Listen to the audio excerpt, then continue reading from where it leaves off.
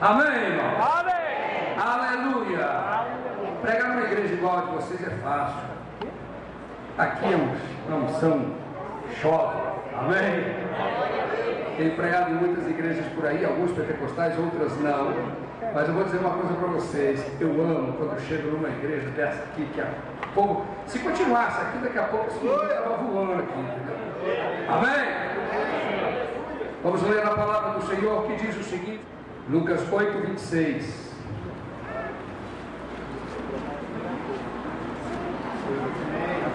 Glória a Deus. Aleluia. Amém. E navegaram para a terra dos Gadarenos, que está defronte da Galileia. E quando Jesus desceu para a terra, saiu-lhe ao encontro, vindo da cidade, um homem que desde há muito estava possesso de um demônio e não andava vestido, nem habitava em qualquer casa, mas somente nos sepulcros. E quando viu a Jesus, prostrou-se diante dele, exclamando e dizendo com alta voz: que tenho eu contigo, Jesus, Filho do Altíssimo? Peço-te que não me atormentes.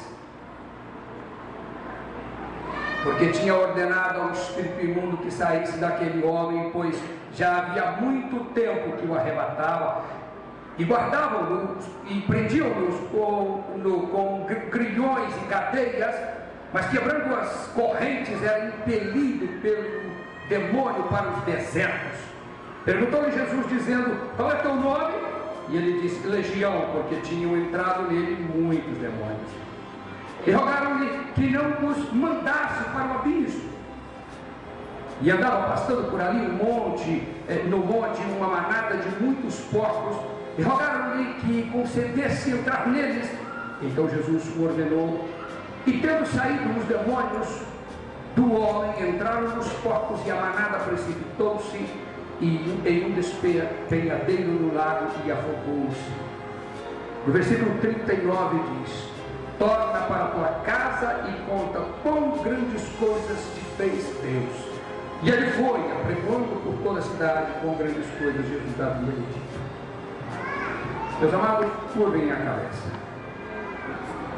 Senhor Jesus, nessa noite, Pai, nós nos apresentamos humildemente diante de Ti, Senhor, para a Tua palavra. Diante do Teu povo, Senhor, que precisa de ouvir esta mensagem e precisa, Senhor, que o Teu Santo Espírito venha encher de unção e de poder e de autoridade, tanto para curar, quanto para que eles sejam instrumentos desta voz, desta palavra, desta mensagem, para libertar milhões de cativos e oprimidos de Satanás. Senhor, esta noite eu quero lhe pedir, Pai, que usa o teu servo como um vaso escolhido nas tuas mãos, para trazer esta mensagem, ó Deus, que pode mudar a vida de milhões de pessoas, através desses que estão aqui ouvindo e que estão aceitando, ó Deus, a responsabilidade de fazer a mesma coisa que o Senhor fez. Nós te exaltamos e glorificamos o teu nome, Senhor, e nos curvamos diante da tua palavra, para que ela fale aos nossos corações, em nome de Jesus. Amém. Podeis assentar. Satanás conseguiu trazer para a superfície da terra todo tipo de drama, de angústia, de dor, de sofrimento, de desespero, de depressão e de morte, que nós nem conseguimos contar tanta tragédia que está aí fora no nosso povo. Muitas dessas pessoas vêm para as igrejas, mas não conseguem muitas vezes serem curadas completamente. A Bíblia narra a história de um homem que estava vivendo uma depressão tão profunda que os psiquiatras dizem, eles encontraram um nome bonito, entendeu, para isso, né?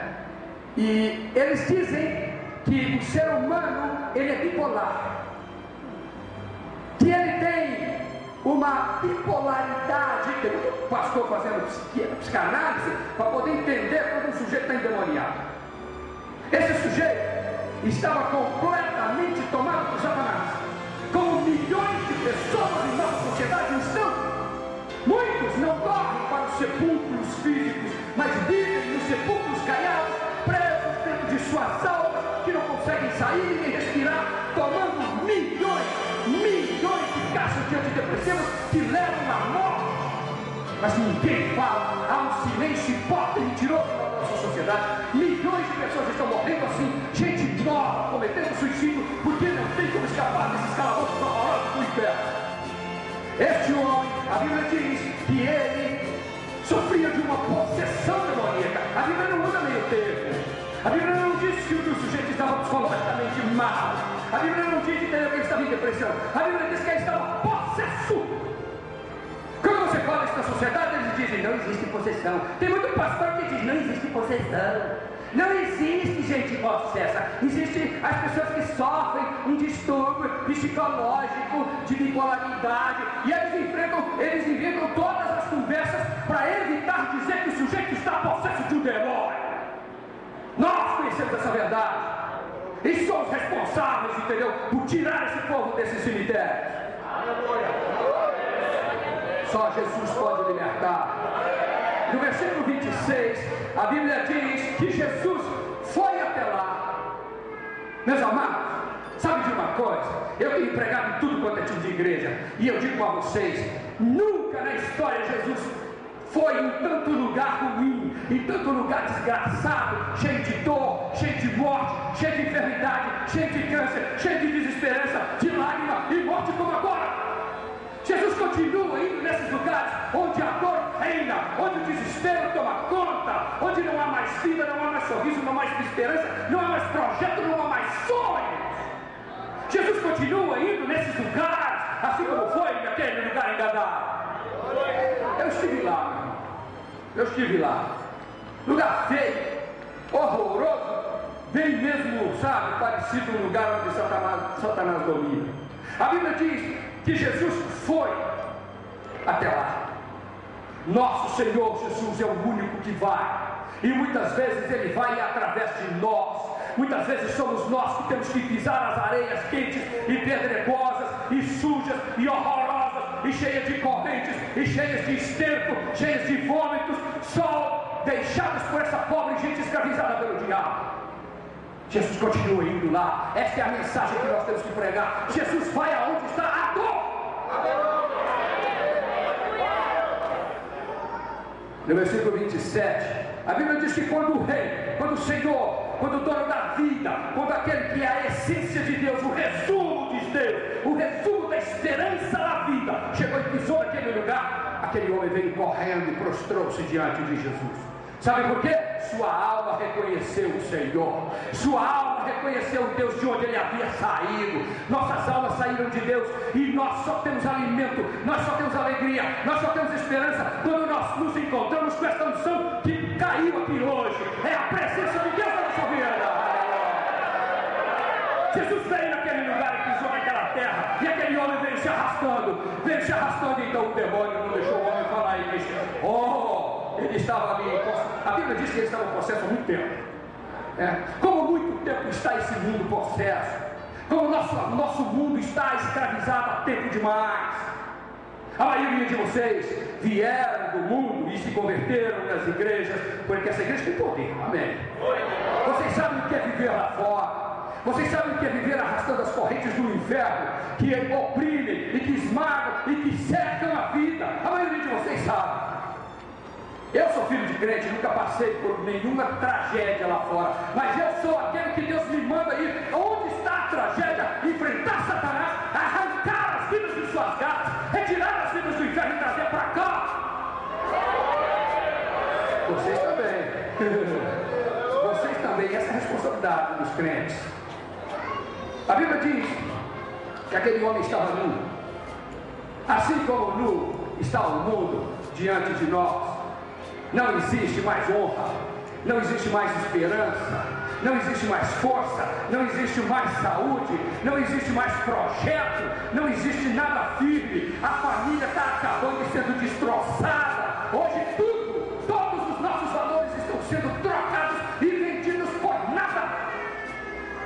Nossos filhos estão sendo ensinados a serem rebeldes. Os homossexuais estão entrando e ensinando e dizendo que ser homem não é certo, ser homossexual que sim. As prostitutas fazem sucesso da televisão ao cinema, e os nossos filhos adolescentes assistem aquilo, e eles estão condicionando nossa sociedade.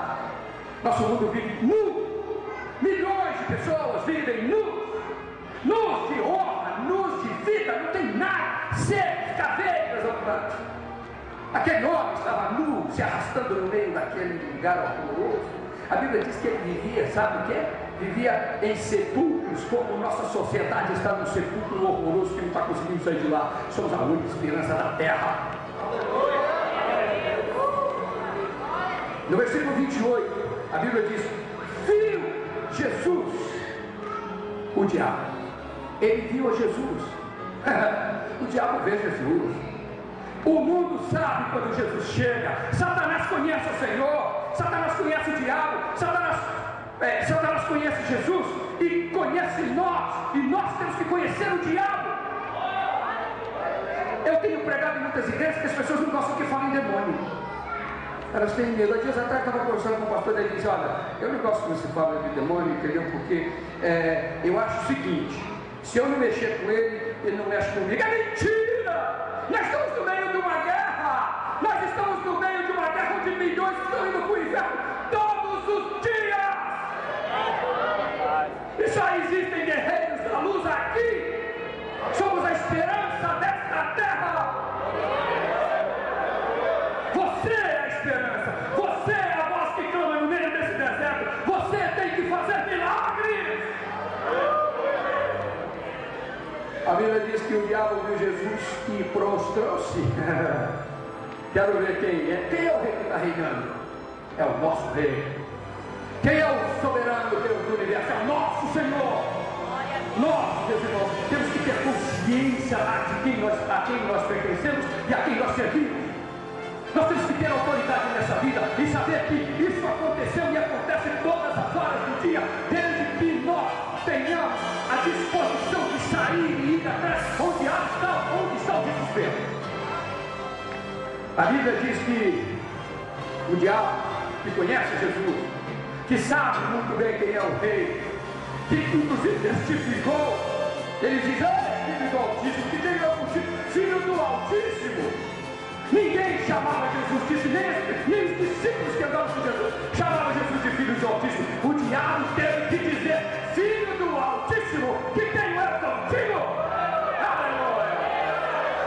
Porque quando Jesus chega, o diabo tem que reconhecer que ele é Deus, que ele é Senhor, que ele é dono do universo, que ele é Senhor das nossas funções, e que não há ninguém que possa resistir ao seu poder, e ele está em nós.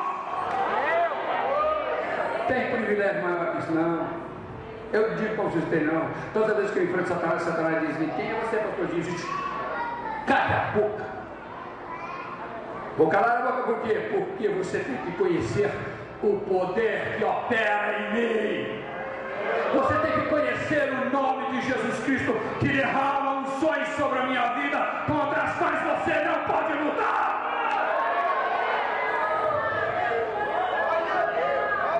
Aquele demônio teve que curvar-se diante de Jesus e disse: não me atormentes.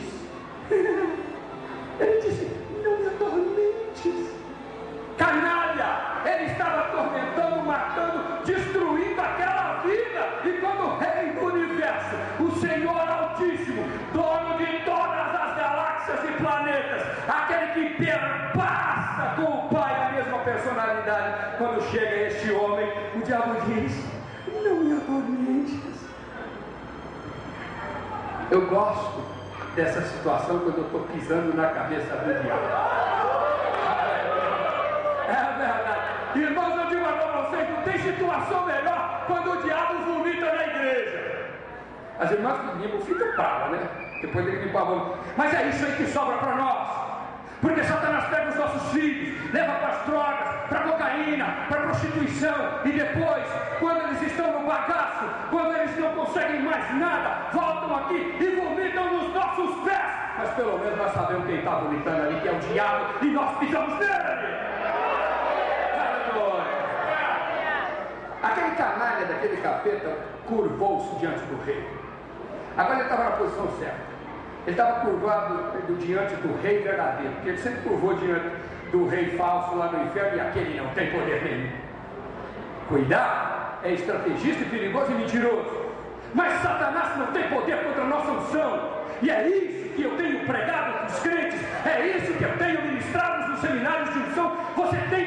autoridade no nome de Jesus. Você tem que ter discernimento aberto. Você tem que ter o escudo da fé levantado. Você tem que ter a espada do Espírito. Você tem que destruir as obras do diabo.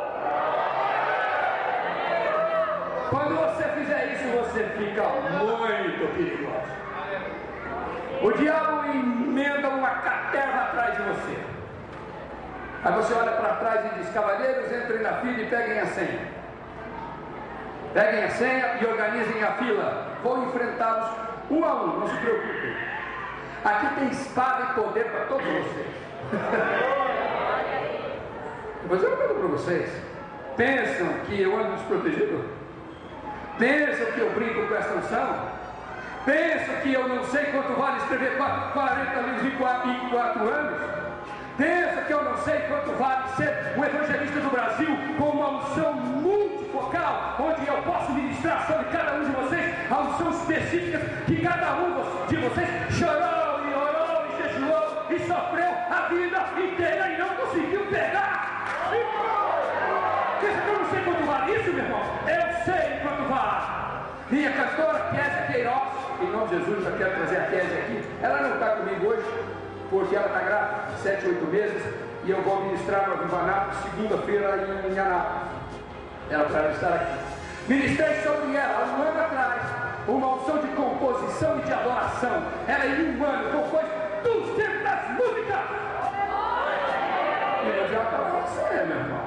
Pastor, ela, no YouTube, se vocês abrirem Kézia Queiroz, no caso vocês vão ver, tinha uma máquina dessa aberta dentro do estúdio nosso lá em São Paulo. Ela estava compondo as músicas, eu liguei a máquina. Não sabia não, peguei de frente para o piano e ela lá, clem. Ela terminou de compor a música em 5 minutos, cantou com meu pai chorou. Foi ou não foi? Meu pai chorou quando ela terminou de compor a música. Eu digo uma coisa para vocês: unção de Deus está cá. A minha só funciona às 3 da manhã. Se alguém quiser unção para escrever livro, se prepara para mim. E vou dizer uma coisa para vocês: sabe o que acontece? Você recebe uma unção e não usa, o Espírito Santo diz: escuta, como é que é? Agora não está não? Eu disse: Espírito Santo, você não ministra isso para todo mundo. Ele falou: porque meus pastores não levantam, porque o pastor está cansado demais, não dá para levantar, os obreiros não levantam, as mulheres que são profetisas da igreja não levantam. É de madrugada que a minha unção se manifesta. Davi disse isso, mas o povo não entende que é de madrugada que eu falo com o meu povo. É de madrugada que o orvalho da minha unção cai sobre o meu povo. Eu vou dizer para vocês, e eu ainda trabalho fora, viu, pastor? Trabalho fora não, trabalho para a minha empresa. Eu sou presidente do Instituto Ismael Gontijo, presidente do Ministério Ismael Gontijo e presidente da Gontijo Guimarães, que é a minha empresa. E eu trabalho fora e não ganho do Ministério. Viu que eu não pedi oferta? Não, eu peço oferta. Me convidam. Esse dia o pastor, você que é o pastor aí, me convidou para a igreja. Eu disse: mas nós temos um problema que nós não temos o dinheiro para pagar o cachê dele. Eu falei: cachê, meu irmão? Você está ficando doido, cachê? Por um acaso eu sou algum mercenário de vender a pregação da palavra? Você está ficando louco? Eu agora fico besta de cobrar para pregar? Rapaz, é privilégio estar aqui, meu irmão. É privilégio ser pateado em cima. Você fica para poder não, meu irmão. Primeiro eu pago o preço em frente, depois eu venho para cá para gritar para você. Aí o pastor falou assim: não, qual que é a sua oferta? A minha oferta não é nada, meu irmão. Para com essa história. Jesus podia cachê. Eu faço exatamente como Jesus fez.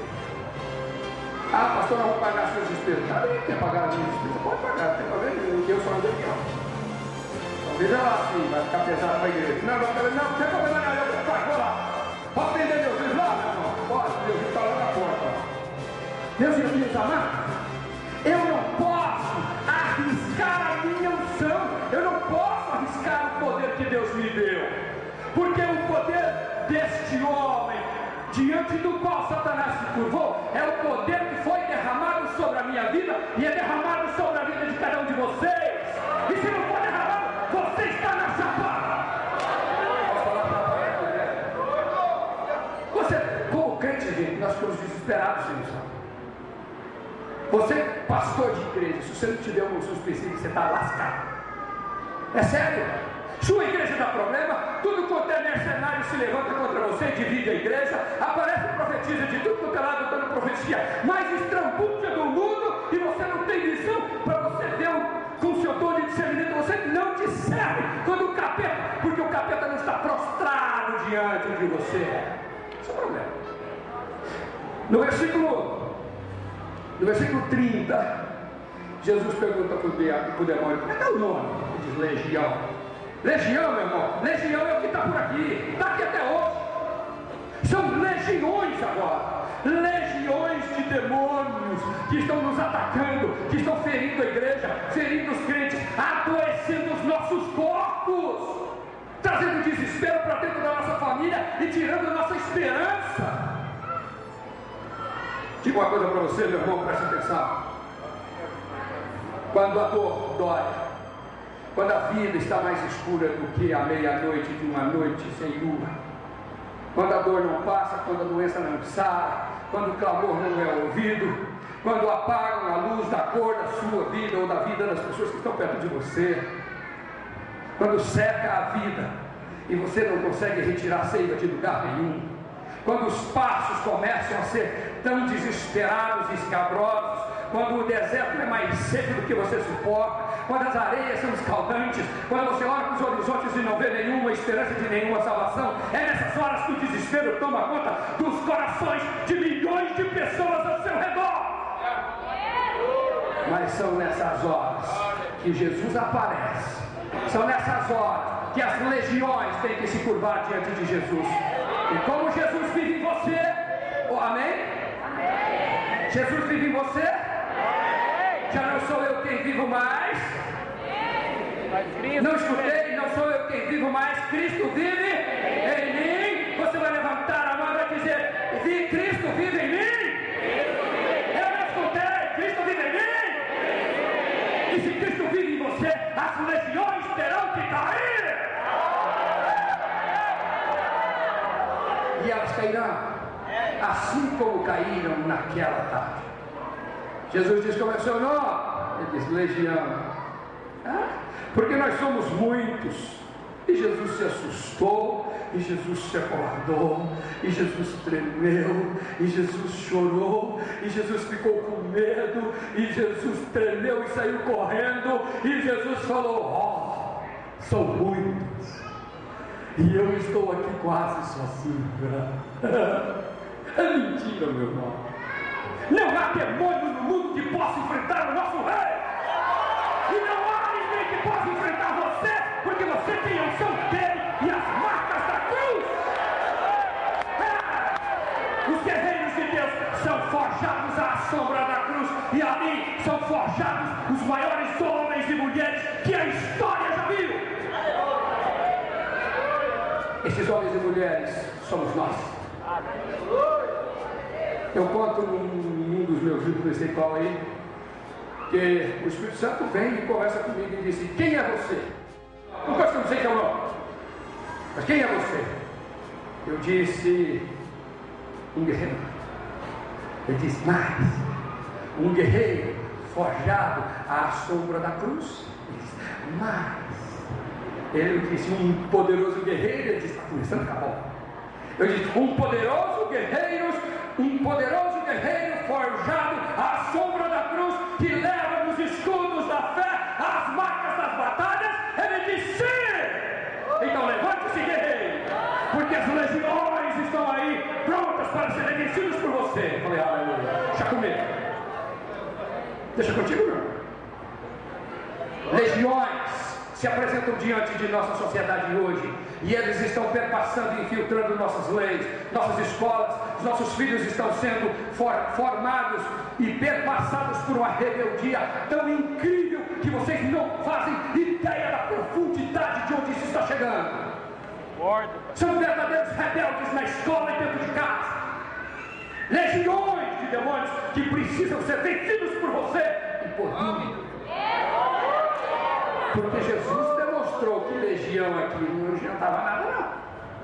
Legião virou comida de porco. e depois se embolaram, entendeu? Sabe, eu perguntei há dias atrás, por que aqueles porcos caíram naquele lago? Pô, podia ter expulsado os demônios e tudo bem, né? Já para dar aquele prejuízo, tanta costelinha de porco jogada fora ali, comer com mandioca. O Espírito Santo disse, porque porcos não têm almas, e tanto eu quanto os espíritos malignos só vivem em almas. Eu disse, então aquele homem estava endemoniado na alma? Ele disse, sim. Os demônios estavam vivendo na alma daquele homem, já não era mais aquele homem que vivia, mas os demônios que viviam nele, que determinavam sua personalidade. O nome disso que os psiquiatras dizem, dão para isso, é um nome bonitinho, chamado esquizofrenia. Você já notaram como que eles gostam de falar de esquizofrenia? Essa é esquizofrenia, meu filho, isso é esquizofrênico. Você é bipolar. Mentira! Esquizofrenia não existe. Esquizofrenia é quando a alma está tão empapada, tão dominada, tão possessa de um demônio, que o homem, que a pessoa já não tem mais força. Ele cegou, o espírito está praticamente morto dentro da alma. Então Satanás determina, isso é esquizofrenia. Tira o demônio de lá e ele volta a viver. Então, a Bíblia diz que eles entraram nos quartos, porque eles não podiam ficar ali, né? E antes disso, os demônios disseram assim, por favor, Senhor, né? Essa é a posição que Satanás tem que ter diante de nós, diante do nosso rei. Por favor, Senhor, clamosos, né? Pedinte, curvado, prostrado. Esta é a posição que precisam de ter diante do rei. Por favor, Senhor, não nos mande para o abismo. Há dias atrás eu estava escrevendo um livro e surgiu o problema dos demônios que não querem ir para o abismo. Eu perguntei ao Espírito Santo, por que eles não querem ir para o abismo? E o Espírito Santo diz, porque em Apocalipse 9:2 diz o seguinte, e abriu o poço do abismo e subiu fumaça de uma grande fornalha e o sol e o ar se escureceram. O abismo estão presos os piores demônios, anjos caídos, principados e reis demoníacos que você jamais imaginou. Por isso os demônios não querem que sejam mandados para lá. Pois todas as vezes que eu expulso um demônio, eu mando exatamente para lá. Aleluia! É por isso que o capeta não gosta de mim. Mas eu digo uma coisa para vocês, nós sofremos com eles. Nossas famílias, nossos amigos, nossos vizinhos estão escravizados em suas próprias almas, suas famílias destroçadas, os casamentos arrebentando-se, nossos amigos choram, as mulheres deles se desesperam, porque não há como segurar a família, e quando nós vamos expulsar os demônios, você diz, sai demônio, e o demônio sai, fica ali na esquina e pega de novo. Comigo não, velho, comigo é o seguinte, você vai sair em nome de Jesus, e você vai para o abismo, e vai ficar preso lá, e até o dia do juízo final, você não pode voltar aqui.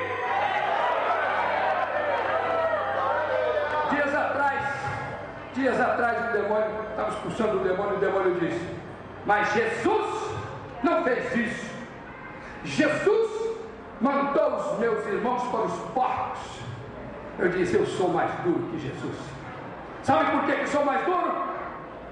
Porque ele amou o mundo de tal maneira, Deus e o Pai amaram o mundo de tal maneira, eu não morri por ninguém, e eu vivo sendo perseguido por vocês, e vocês oprimem minha casa, oprimem minha vida, me perseguem e me querem matar, e eu tenho direito de mandar vocês para o abismo, então é para o abismo que você vai.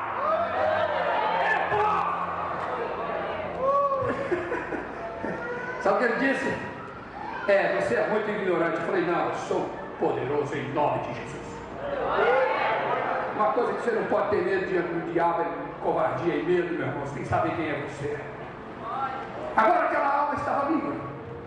De uma alma presa, agora nós temos uma alma livre. E no versículo 39, aquele homem no versículo 38, ele diz, Senhor, deixe-me acompanhá-lo, deixe-me ir por os caminhos, deixe-me ir participar do teu ministério. A Maria Madalena estava ali, estavam todos eles que haviam sido libertos, entendeu? Todos participando do ministério de Jesus. Jesus disse, não. Sabe o que Jesus disse? Volta para a sua vida, volta para a sua casa, pega a sua vida de volta, meu filho, vai e testifique o que foi que eu fiz por você. Essa é a posição hoje na nossa vida. vidas e na vida de milhões de pessoas. As pessoas precisam de voltar para suas vidas, elas precisam ser libertas, elas precisam de respirar, de viver, de sorrir, de ter sexo com a sua esposa de novo, ela precisa de ter seus filhos no colo, elas precisam de comer na sua casa e dormir na sua cama, elas precisam de parar de se desesperar, de se deprimir, elas precisam de viver de novo. Foi isso que Jesus disse: não, você já estava morto, volte para a sua vida e para a sua casa. Conta o que eu fiz por você, conta o que Deus fez por você, meu irmão. Então a Bíblia diz, na última frase deste texto, diz: então aquele homem saiu apregoando a Jesus e toda a sua obra. E o resumo dessa história toda, meus irmãos, é o seguinte: nós somos aqueles instrumentos de Deus hoje para libertar os cativos, para dar vida aos oprimidos, aqueles que estão secos, aqueles que estão mortos, aqueles que estão arrebentados pelo diabo. Nós somos os instrumentos neste mundo, porque Jesus não vai sair do céu para vir aqui fazer, não. É você que tem que fazer. Nós temos aqueles pés preciosos, nós temos aquelas mãos com o sinal dos cravos, nós temos aquela missão poderosa de libertar os cativos e oprimidos, nós podemos ressuscitar os mortos, nós temos que curar os enfermos, nós temos que libertar esse mundo, porque nós temos que fazer exatamente o que Jesus fez aqui nesse lugar. Muitas vezes as pregações são: oh, Jesus fez, Jesus fez. Meus irmãos, chegou a hora de nós fazermos. E muitas vezes nós precisamos ser curados primeiro.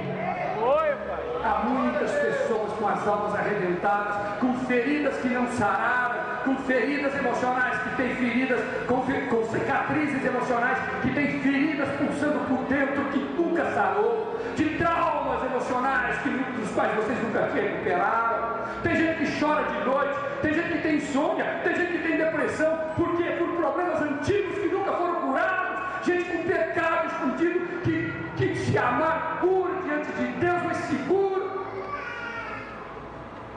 Eu vou dizer uma coisa para vocês: isso aqui é um drama contado de um número, mas bilhões estão assim. Pessoas que escondem compartimentos secretos dentro de suas almas, que nem eles conseguem entrar. Quando Deus precisa de curar, tem que entrar sozinho. Mas nesta noite, muitos aqui que estão sentindo assim, passarão hoje por uma cura, se você quiser. Não é gente assim igual esse gadareno, não. Mas há pessoas que existem, que guardam feridas no mais profundo da alma, lá naqueles subcompartimentos escondidos, onde as cascas de feridas ainda doem. Muita gente precisa de ser curada disso, para poder fazer exatamente o que Jesus fez com aquele gadareno. É por isso, meu irmão, que muitas vezes você não tem autoridade no nome de Jesus para libertar os cativos e oprimidos. É por isso que muitas vezes você olha, as pessoas não são curadas. É por isso que você levanta a mão e o diabo não sai. É por isso que você manda o diabo sair e a pessoa continua escravizada, porque muitas vezes você está amarrado lá no fundo da sua alma. Não sei contar para ninguém, não. Não sei contar para o pastor, não sei falar para o marido, não sei falar nada, não. Você simplesmente tem que abrir os compartimentos e entrar com o Espírito Santo. Você tem que entrar com ele. Ele não pode entrar sozinho, você tem que entrar lá e ajudar a ser curado por dentro de cicatrizes horrorosas que você tem que se livrar, tão salientes que se você toca, corre. Mas nesta noite eu convido você que precisam dessa libertação, dessa cura, lá de dentro, de problemas emocionais, sabe, aqueles traumas, aquelas coisas horrorosas, aquelas coisas amargas, aquela coisa que muitas vezes que te condiciona ao erro, ou que te traz ira, ou uma falta de perdão horrorosa que você nunca conseguiu se livrar dela e amargurou sua vida. Essa noite eu quero chamar você aqui e vou orar por você. Eu quero que você curve a sua cabeça daí. Cadê aquele pianista meu? Menino, toca bem. Eu quero que você curve a sua cabeça aí. Curve a sua cabeça. Eu falei para o pastor que eu vou terminar o culto 2 horas da manhã, meus amigos. Mas não é verdade.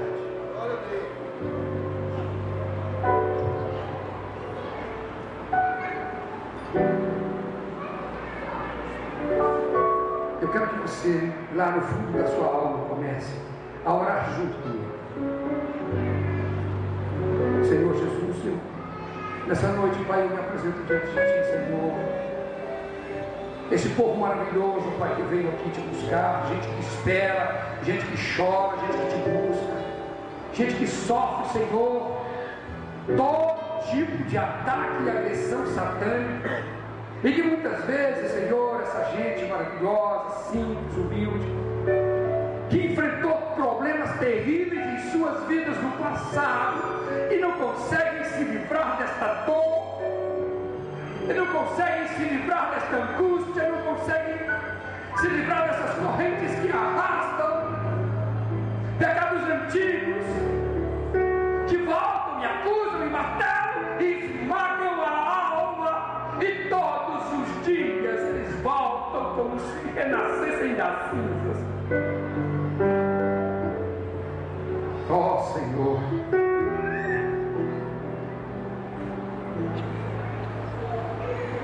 é como diz a tua palavra, Senhor, porque nos rejeita para sempre, Senhor?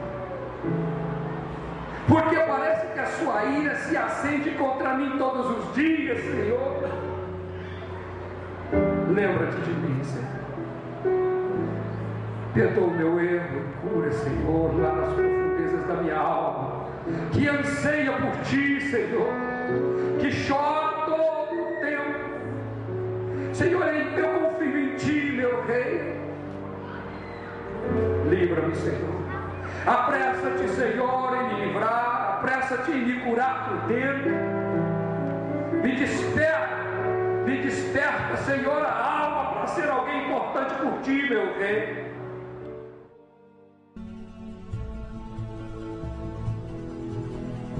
Quando nossa vida é colocada diante de Deus, quando as dificuldades nos assombram e as noites se escurecem, e os nossos passos muitas vezes não conseguem ser dados porque não temos força para nos levantar, e ao colocarmos diante de Deus nossas súplicas, nossas orações, nossas lágrimas tornam-se orações que palavras não conseguem traduzir. Deus nos escuta, mesmo quando nossa alma está em silêncio, nas profundezas da agonia, do desespero, do sofrimento, do silêncio por falta de esperança e da esperança que se quebrou pelas orações que não foram respondidas. Nestes dias de sombras, quando retiram de nós a força, porque nos assambarcam os problemas, as incompreensões, as agressões, as amarguras, nossa vida é assambarcada pela falta de perdão. Quantas vezes, nestes dias, a doença é a nossa companhia, que nos assusta e nos assombra, nos maltrata, nos magoa, nos retirando os sonhos e jogando tudo em cacos pelos caminhos que nós trilhamos. Nestes dias, nós perdemos a força para esperar e para sonhar e para projetar para o futuro. Mas também são nesses dias em que o Senhor escuta o nosso clamor, que Ele vem em nosso socorro, que Ele escuta a nossa dor, mesmo quando ela só é gemidos. Esses gemidos que não traduzem a verdade do nosso ser. Dores que não passam, doenças que não saram, esperanças que não se restauram, projetos como cacos pelo caminho da vida que nós vamos deixando e esquecendo pela mais absoluta e falta de força para realizar. Mas são nesses dias que o Senhor escuta a nossa oração. São nesses dias que Ele vem enxugar a nossa lágrima, vem nos ajudar a levantar-nos dos assombros, da prostração, da dor, da desesperança. Muitas vezes, quando nossas famílias caem, quando os nossos casamentos se quebram, quando os nossos filhos sofrem, quando a angústia muda-se para dentro de casa e as lágrimas são os nossos únicos alimentos. São nesses dias que a única esperança é estender a mão para o único que pode nos ajudar. Naqueles dias de assombro, nós não aceitamos entrar em compartimentos tão profundos de nossa alma que nós não gostamos de entrar e Deus terá que entrar sozinho. Lá no fundo, onde nós guardamos e escondemos as cascas de feridas, de agressões, de ofensas, e que o Senhor tem que entrar e retirar sozinho. Nesses dias o Senhor é o único alento, é a única mão que nos estende em socorro. É o único dia que nós podemos ver a cura se materializar diante dos nossos olhos, desses corpos feridos e doentes. Muitas vezes, quando a nossa vida começa a escapar pelos poros e nós não temos nada o que fazer. Mas nestes dias o Senhor vem, se levanta, nos restaura, nos ajuda, nos consola e faz-nos vencedores pelo seu amor e pelo seu poder, pela sua unção e pelo seu carinho. Nestes dias nós conseguimos ver Jesus com os nossos próprios olhos.